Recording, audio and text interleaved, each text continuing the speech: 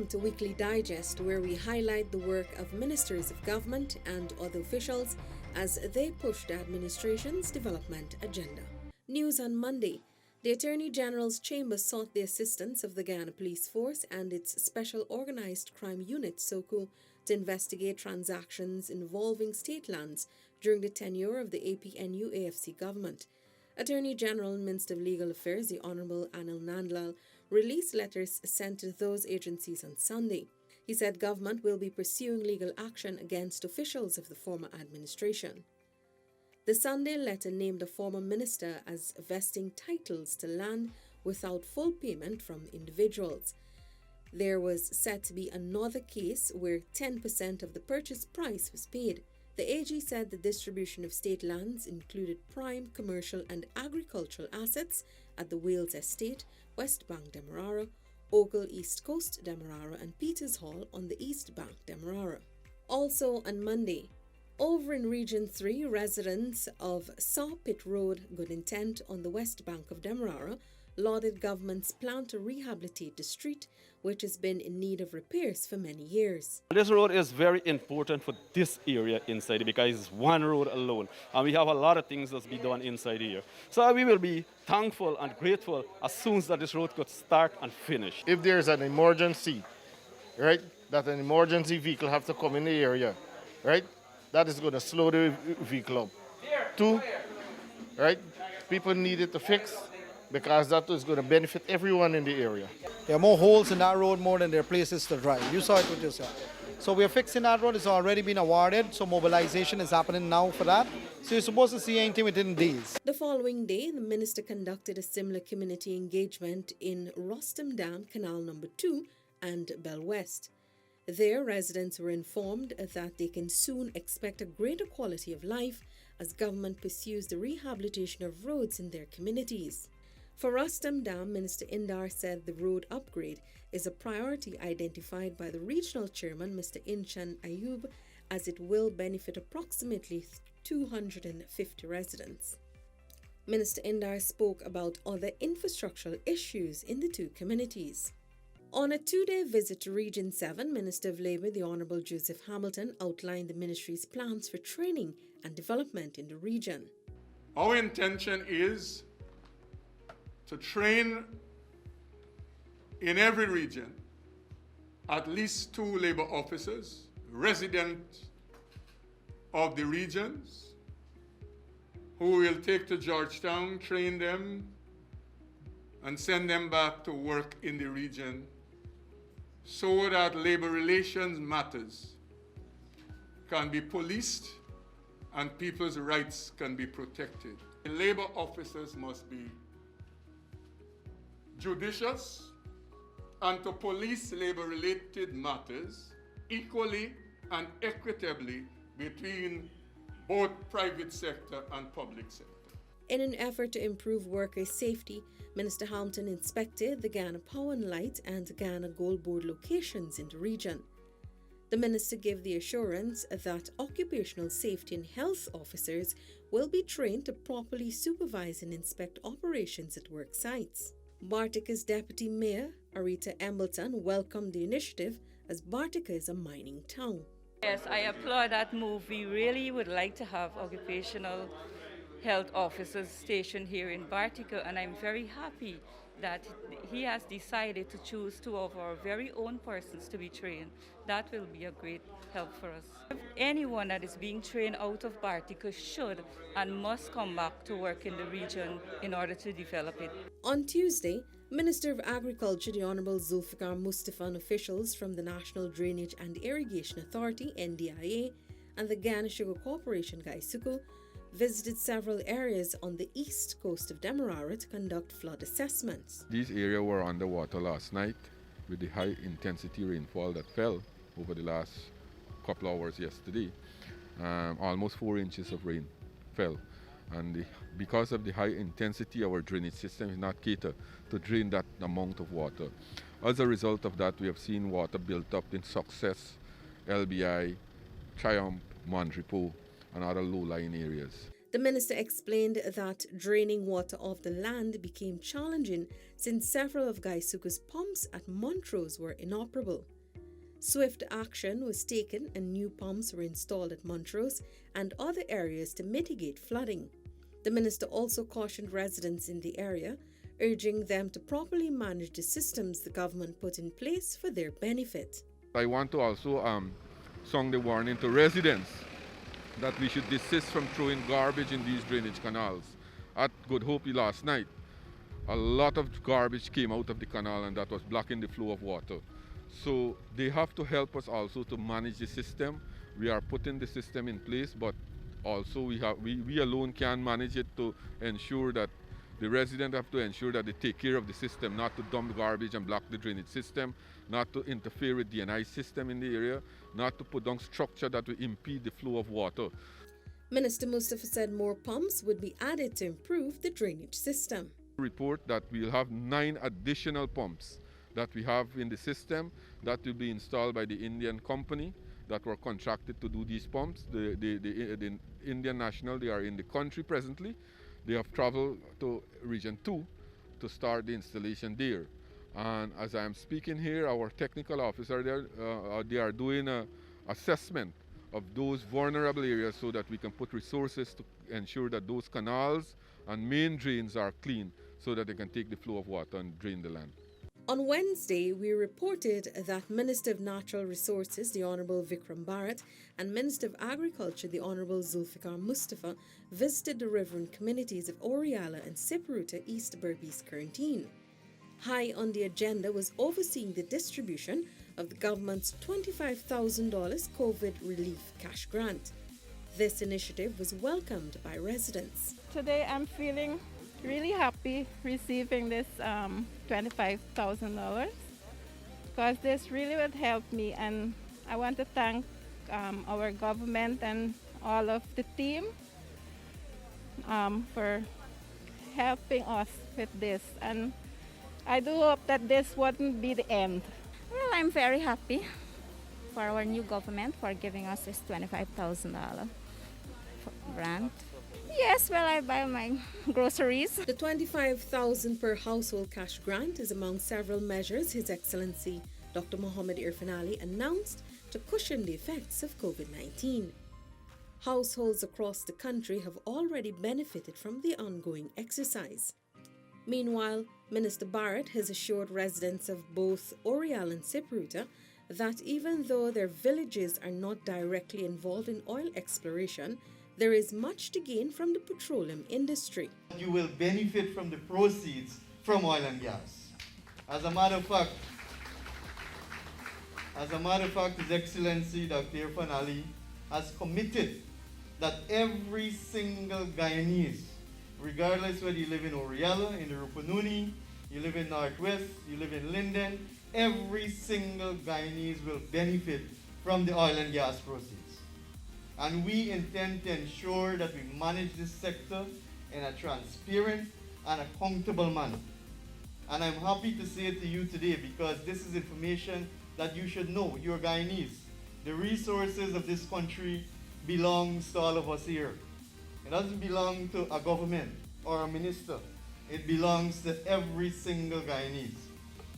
And I'm happy to declare to you that from our oil proceeds alone, we have, in what we call the Natural Resource Fund, $148 million already from oil and gas, from oil, sorry.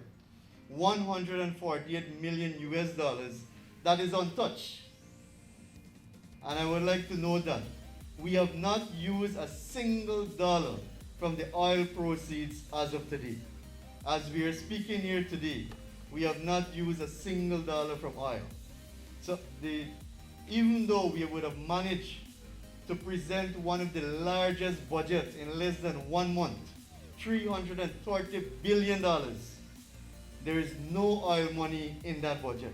This week also saw Minister of Public Works, the Honourable Bishop Juan Edgil, reconvening a number of state boards. A significant charge was issued to the Sea and River Defence Board. We are facilitating business in Guyana. We're not obstructing business. So when we come to this board and our deliberations, it's not about giving people a hard time. It's about how we could make it happen in keeping with the rules, ensuring compliance with our laws, and ensuring that development takes place. The minister also said the board is a significant multi-agency body which he encouraged to work for the modernization of the country and to create linkages to other countries on the continent. The board will play a critical role in the industrialization, expansion of the manufacturing sector, agro-processing, hotel construction, and others. Bishop Edgell urged the board to serve the nation with distinction. Our only interest must be prospering Guyana. And you are an important pillar in facilitating that. The minister also installed the board of the Guyana National Shipping Corporation, Guyana Civil Aviation Authority, Maritime Administration Department, Transport and Harbors Department, and Kanawaima Ferry Service Incorporated. Also this week, the East Lepenitence and Monrepo markets have joined the list of markets slated for major infrastructural upgrades come 2021. The East Rheinveld and Albaistong markets are set to be completed by the year's end. Minister within the Ministry of Local Government and Regional Development, the Honourable Anand Prasad, cited the deplorable state of the facilities, which prompted the ministry to take the necessary steps to ensure they are rehabilitated. Ministry of Local Government and Regional Development is going to put up a proposal for next year's budget whereby we can do a comprehensive rehabilitation. The minister said works will be conducted at the East Lepenitence market during the new week to fix the lighting issue. This will allow vendors to ply their trade into the evening. The ministry is also reviewing the Stabroek and Kitty markets to assess the magnitude of repairs that need to be undertaken. The implementation of rental fees at the Kitty market is also being considered. Minister Prasad noted that while it is the Georgetown Mayor and City Council's responsibility to manage these facilities, the ministry has no problem with providing assistance. The Mayor and City Council has done a terrible job over the years, and the sole responsibility of markets come under the Mayor and City Council. But as a responsible government, responsible Ministry of Local Government and Regional Development, that is something we'll be looking at, hopefully in next year's budget. Events on Thursday.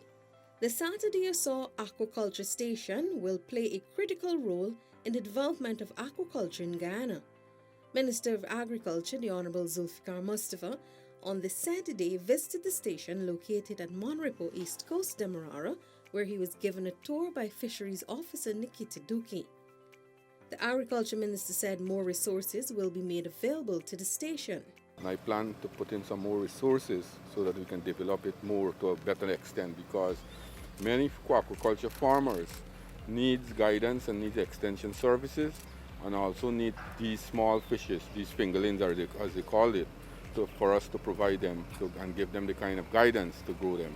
The minister said he wants the aquaculture industry to make a contribution to Guyana's agriculture output. Agriculture farming has potential to bring in a lot of revenue, and many Caribbean countries and even North America and other places need these kinds of fishes. So I will encourage and I will try to promote agriculture. News on Friday. The Guyana National Broadcasting Authority, GNBA, will soon seek to recover the debt owed by defaulters. Minister of Public Affairs within the Office of the Prime Minister, the Honourable Kwame McCoy, made this disclosure during a tour of the authority on Friday. So I'm here today, and basically we've been able to talk about what are the challenges facing the entity at this time and how we could overcome those challenges. Basically, as well, to be able to give them the assurance of having a board in place very soon to be able to address the matters of this agency. As you know, the broadcasting agency here, GNBA, has a very important role in being able to monitor broadcasting in the country and to flag infractions and to be able to work it through with the broadcasters. At the end of the day, we're looking for quality broadcasting across the country, and they're also responsible for licensing applicants who wish to have frequency to do broadcasting. So they have a very a lot of work to do here. So we are going to be very shortly have a board in place to be able to carry out its functions. Minister McCoy said he was satisfied that there is a good bunch of people at GNBA who are determined to work in the interest of the authority. In the next few weeks, the emphasis will be on